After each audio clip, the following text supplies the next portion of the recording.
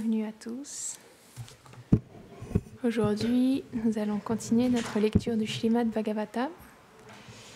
Troisième chant, chapitre 1, verset 40. Avant de parler, j'implore les bénédictions de mon maître spirituel, de Srila Prabhupada, de toute la filiation spirituelle et de tous les dévots assemblés pour pouvoir glorifier Krishna aujourd'hui. Om Namo Bhagavate Vasudevaya. Om Namo Bhagavate Vasudevaya. Om Namo Bhagavate Vasudevaya. Om Namo Bhagavate Vasudevaya. Om Namo Bhagavate Vasudevaya.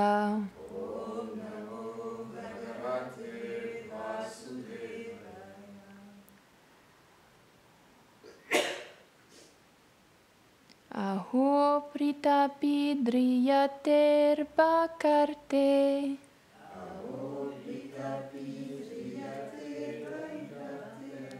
Rajar Shivaryena vinapitena.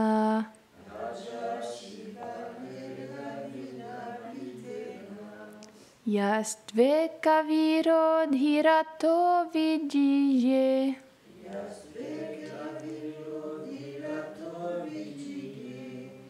Dhanurdvitiya kakubhashchatasra.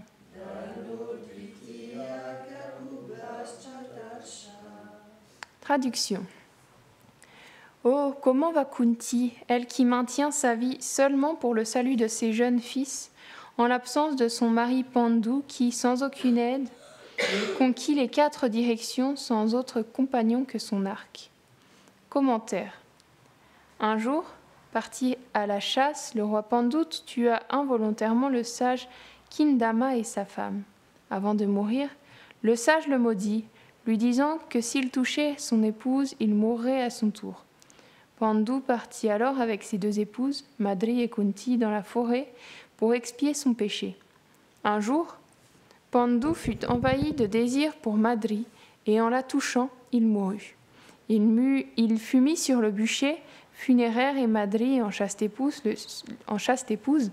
le suivit dans le feu. Alors Kunti prit en charge ses 2 fils jumeaux, Nakula et Sahadev. Pandu était si puissant qu'avec son seul arc, il avait conquis les 4 directions. En l'absence d'un tel époux, Kunti ne pouvait rester en vie, mais elle décida de le rester uniquement par devoir pour élever les fils de Madri et ses 3 fils.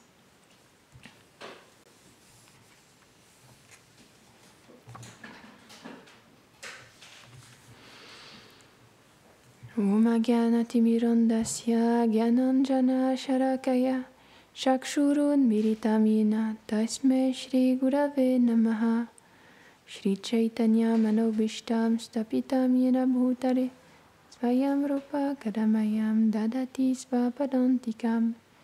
He Krishna Karuna Sindhu Dinabandhu Jagatpate Gopesha Gopika Kanta Radha Kanta Namostupte Tapta Kanchana Gorangi Radhe Vrindavaneshvari Vrishabhanu Sutedevi Pranamami Hari Priye. Jaya Shri Krishna Chaitanya Prabhu Nityananda Shri Advaita Gadadhara Shri Vasadi Gora Bhaktavrinda. Hare Krishna Krishna Krishna Hare Hare Hare Rama Rama Rama Hare Hare. Vrindaye Tulasi Devyaye Priyaye Keshavasya Krishna Bhakti Pradevi Satyavatye Namo Namaha. Mancha Kalpatarubhyascha Kripa Sindhubhya Evacha Patitanam Pavanebhyo Vaishnavebhyo Namo Namaha. Namam Vishnupadaya Krishna Preshtaya Bhutare Shrimate Bhaktivedanta Swaminiti Namine. Namaste Sarasvate Deve Gauravani Pracharine Nirvishesha Shunyavadi Paschatya Deshatarine.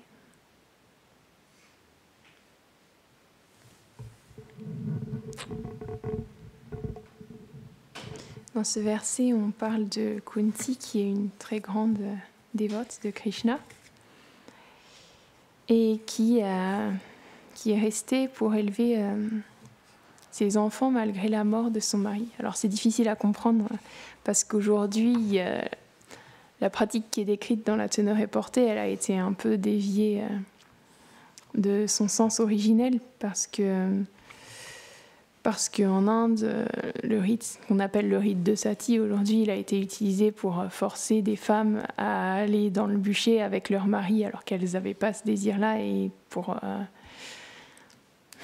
il les forçait à être brûlées de cette manière-là lorsque leur mari était mort. Et peut-être que ça a encore lieu, je pense qu'aujourd'hui encore, ça arrive. Mais quand c'est décrit comme ça dans les Védas, il faut comprendre que les êtres, ils n'avaient pas la même qualification que nous aujourd'hui et que les couples aussi, ils n'avaient pas la même qualification non plus parce que c'était quand un mari il accomplissait des activités, son épouse elle en bénéficiait et lorsqu'elle le suivait dans les flammes, eh bien elle suivait sa destination et donc c'était bon, les planètes, par exemple, s'il avait accumulé des activités pluvieuses, elle allait continuer de le servir. Ils allaient continuer de vivre leur vie sur les planètes zédéniques ensemble. Et elle suivait de cette manière la direction de son époux. Et donc aujourd'hui, c'est plus compliqué parce qu'on ne sait pas exactement où est-ce qu'on se rend, etc. Dans l'âge de Kali, on perd beaucoup de qualités. C'est comme... de cette même manière, on a décrit beaucoup les sacrifices qu'il y a eu dans les âges passés, où il sacrifiait des animaux même dans les flammes. Mais lorsqu'une vache était sacrifiée, elle obtenait une meilleure naissance. Et c'est pas qu'elle était tuée d'une manière sauvage, c'est qu'il y avait tout un processus qui était suivi avec des mantras, etc., qui permettait à cette vache qui était sacrifiée d'obtenir une meilleure naissance dans sa vie suivante. Et donc c'était pas de l'abattage pur et dur comme on en voit aujourd'hui, c'est la seule, comme on en voit partout aujourd'hui. Donc et d'ailleurs c'est pour ça que après, étant donné que toutes ces pratiques elles avaient dévié et que les personnes, elles se servaient des Védas pour faire des sacrifices animaux à tout va, sans plus aucune règle et sans aucune compassion. Bouddha, à ce moment-là, Krishna, il est venu en tant que Bouddha pour rejeter toutes ces pratiques-là et pour instaurer le principe de la non-violence, parce qu'on ne faisait plus les choses comme il fallait qu'elles se fassent. Et donc, il a rejeté comme ça les Védas, même pour permettre aux personnes qui n'étaient pas qualifiées d'avoir quand même une manière d'agir d'une manière correcte. Et donc là, ça passait par le fait de rejeter les Védas et après et de s'engager comme ça dans la non-violence et de respecter tous les êtres, etc. On voit qu'au fur et à mesure des âges, il y a à chaque fois, les lois, les règles, elles s'adaptent à chaque âge parce qu'on n'a pas les mêmes qualités que dans le Satya Yuga. Au Satya Yuga, ils pouvaient méditer pendant des milliers d'années parce qu'ils avaient des vies beaucoup plus longues et des corps beaucoup plus résistants. Et donc, la pratique, c'était la méditation pour atteindre le but suprême. Mais dans le Kali Yuga, on ne peut plus faire ça. Il y a certains sages, bien sûr, qui arrivent à méditer plus longtemps parce qu'ils ont accumulé un certain pouvoir mystique, mais même comparé aux sages du Satya Yuga, je ne pense pas que ce soit comparable non plus. Et donc, c'est pour ça que dans l'âge de Kali, il y a une miséricorde toute particulière de pouvoir atteindre le plus haut but de la manière la plus simple, finalement, qui est de chanter le Mahamantra, les noms de Krishna. Et donc, c'est Chaitanya Mahaprabhu qui, comme par sa compassion et sa miséricorde, il a partagé ce moyen qui est le plus miséricordieux pour pouvoir atteindre le succès. Et donc, c'est qu'il y a de plus élevé dans un sens, mais c'est adapté aux personnes même les plus déchues. Et on voit que tout le monde peut chanter le Mahamantra, et même des personnes qui ne connaissent pas du tout la philosophie, elles vont se mettre à chanter les noms de Krishna et comme ça à développer petit à petit à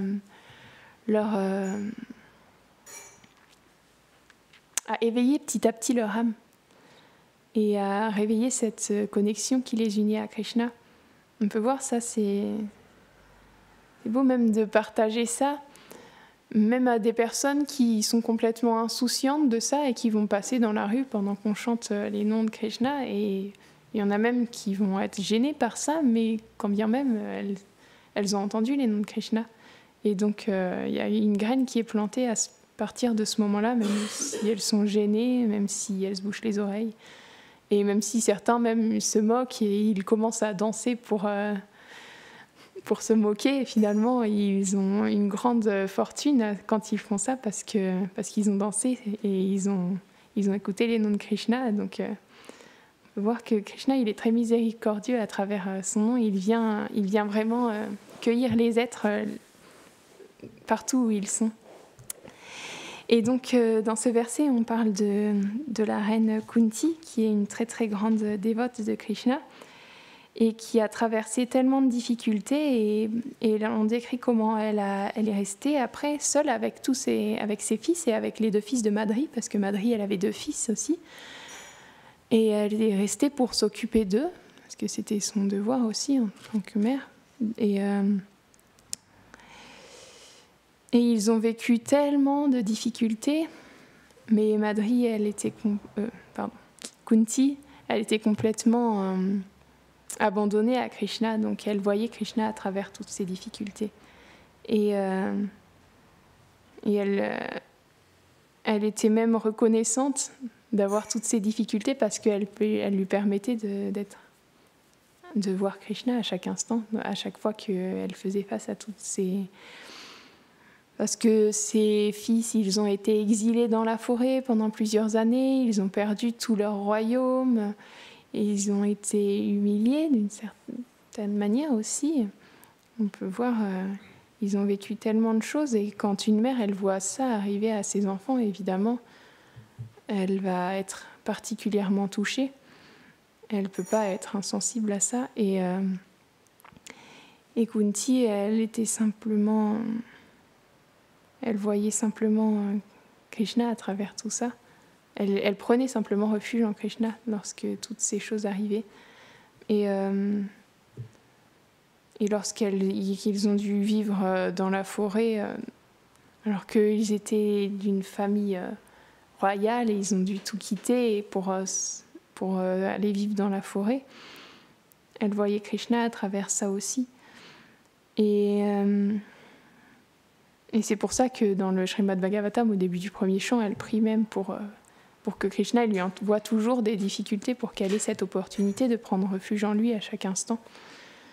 Et c'est vraiment un exemple ultime d'abandon et de dévotion, de prier pour avoir plus de difficultés. C'est quelque chose de vraiment très élevé, qu'elle nous montre un grand exemple. C'est pour ça qu'on voit qu'il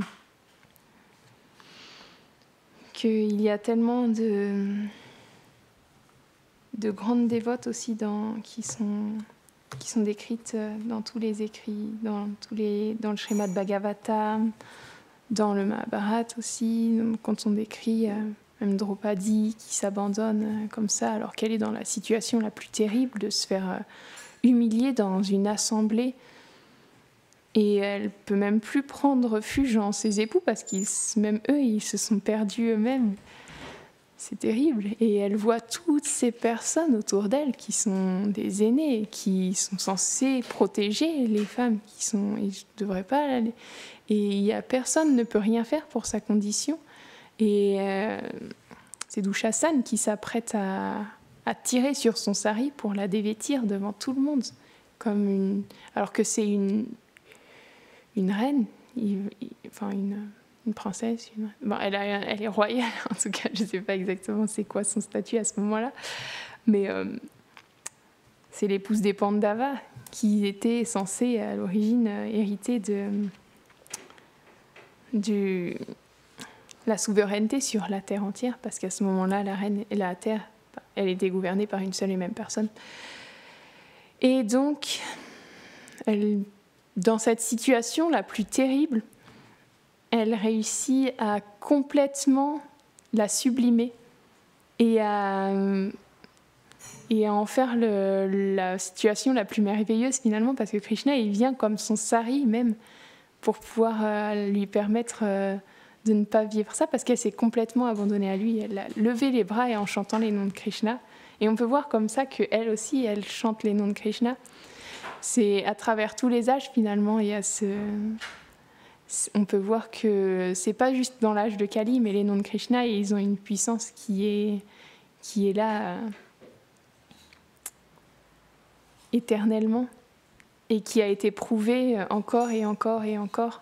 Et elle a chanté les noms de Krishna et elle s'est abandonnée à lui et il est venu personnellement pour lui permettre pour la sauver en fait de cette humiliation.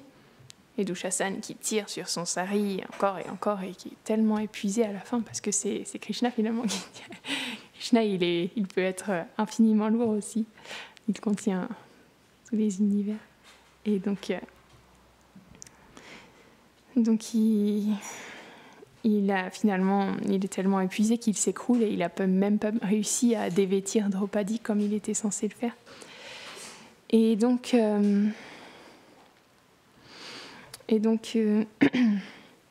on peut voir ce grand exemple aussi que Draupadi, elle nous donne. Et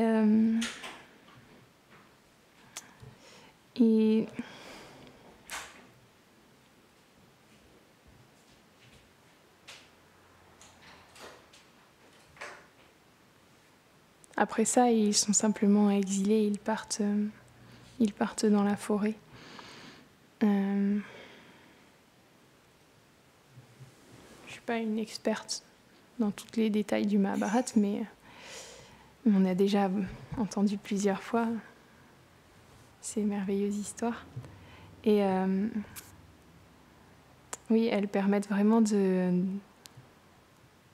nous montrer que même dans les situations les plus difficiles, il peut y avoir il peut en ressortir aussi le meilleur. Parce que là, elles étaient, Kunti comme Draupadi, elles étaient dans des situations les plus difficiles. Et elles ont pu atteindre le plus haut but dans ces moments-là. Donc c'est pourquoi on voit que les Vaishnavas, finalement, ils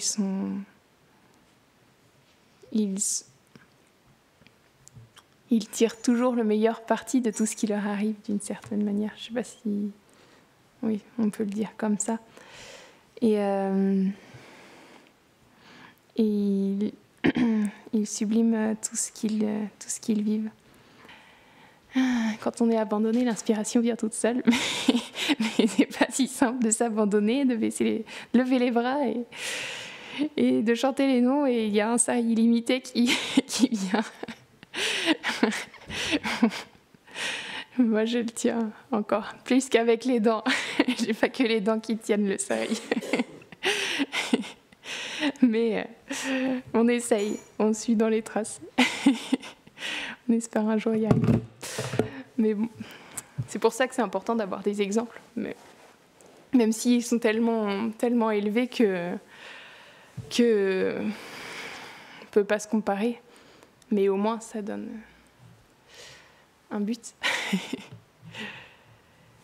Il y a une expression comme ça qui dit « vous visez la lune pour toucher les étoiles », quelque chose comme ça. Mais on a des exemples très élevés et dans une moindre mesure, on essaye de suivre dans ces traces-là les Vaishnavas. C'est tellement élevé d'être Vaishnava, donc c'est pour ça que on aspire simplement à être des serviteurs, des serviteurs, des serviteurs. Parce que être Vaishnava, c'est être simplement absorbé en Krishna constamment. C'est comme Bhakti-Vishar Vishnu Maharaj, il disait 24 heures sur 24. C'est une image qui est vraiment très parlante, je trouve, oui. On a pu tous le penser, je pense. Mais de se dire qu'on ne peut pas aimer 23 heures sur 24, non, c'est vrai. Il faut s'abandonner. Dire aimer quelqu'un, c'est l'aimer 24 heures sur 24. C'est pas se dire, je garde 1 ou 2 heures pour aller voir quelqu'un d'autre. Non, ça doit être constant. Et dans ce monde-là, c'est un monde qui est influencé par tellement d'ignorance parce qu'il est fait pour oublier Krishna. Donc on est simplement dans l'oubli de cette relation et donc on est, au lieu d'être absorbé en Krishna 24 heures sur 24, on apprend à être absorbé dans notre dans notre propre personne 24 heures sur 24, ou bien pas que. Après, bien sûr, comme Gourdev le disait, on peut aussi s'abandonner à ses enfants, à sa famille, etc. et trouver, mais c'est pas le but ultime parce que l'âme éternellement, elle est faite pour servir Krishna 24 heures sur 24 et c'est Krishna qui est la réserve d'amour illimité et qui est les âmes spirituelles, leur véritable place, c'est de le servir. Et donc, bien sûr, elles peuvent le faire en connexion avec tous les êtres de ce monde. C'est pas qu'on doit se couper de tous les êtres et dire non, moi je sers seulement Krishna, non. On peut le servir à travers une épouse, à travers des enfants, à travers un mari, à travers des frères et sœurs, à travers tous les êtres. Mais quand on met Krishna, tout se retrouve sublimé, de même manière qu'on disait que toutes les épreuves sont sublimées, mais toutes les relations sont sublimées lorsque Krishna il est au centre. Et peu importe ce qu'on fait, en fait, lorsqu'on engage pour Krishna, on est certain que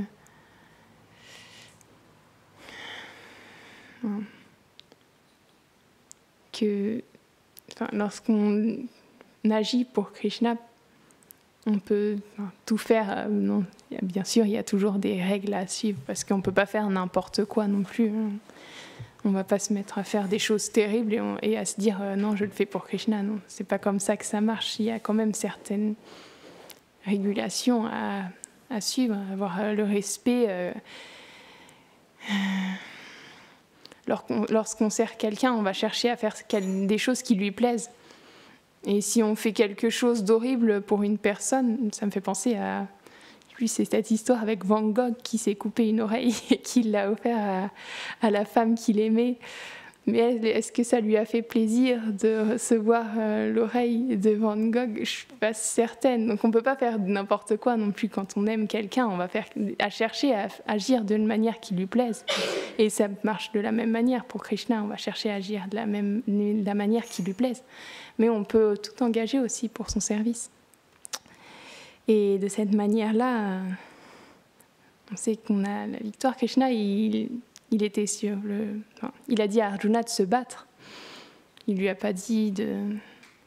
Il a même engagé cette guerre de Kurukshetra. Alors bien sûr, c'était une guerre qui était justifiée parce que c'était pour défendre le dharma, donc les principes de la religion, etc. Donc c'était important de se battre à ce moment-là. C'est pas que c'était une guerre qui était infondée, mais quand même, il a dit à Arjuna de se battre, mais de se battre pour lui. Et Arjuna, il l'a fait, et c'est pour ça que la victoire, elle pouvait pas aller à quelqu'un d'autre qu'à Arjuna, parce que même si Duryodhana, il avait toute l'armée de Krishna, il avait tellement de force de son côté, il n'avait pas Krishna. Et là où il y a Krishna, il y a la victoire. Donc, c'est ce que je voulais partager avec vous aujourd'hui. Est-ce que quelqu'un a quelque chose à ajouter? Jai Shrimad Bhagavatam Ki Jai.